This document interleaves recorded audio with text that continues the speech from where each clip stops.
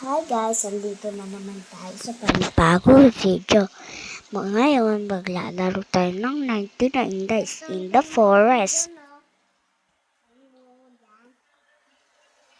Naglalaro ako ngayon.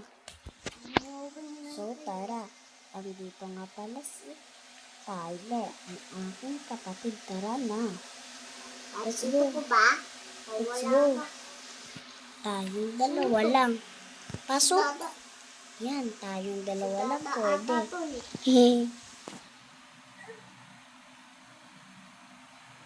So, ayan guys. So, ngayon, dito naman tayo. Ayan. Ayan.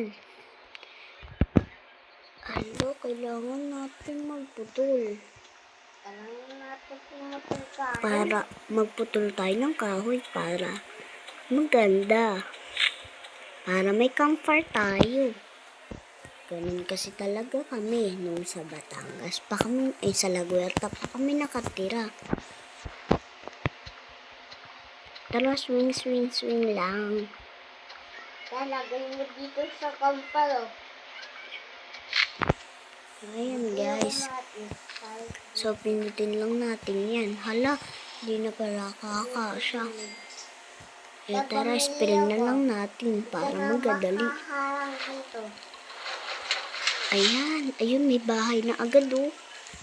Tara, may alpha wolf kasi dito. Ay, wala. Ay, wala.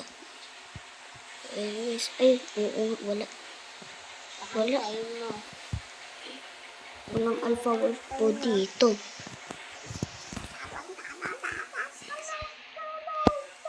Doon kasi talaga kami.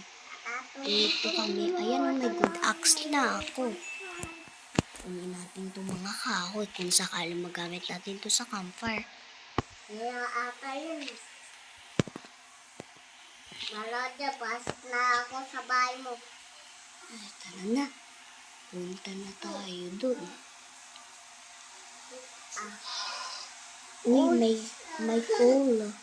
Kunin natin yan. Let's go. Yan, napa 100 na natin. Ay, dito may farm, oh. Kunin natin to bakal.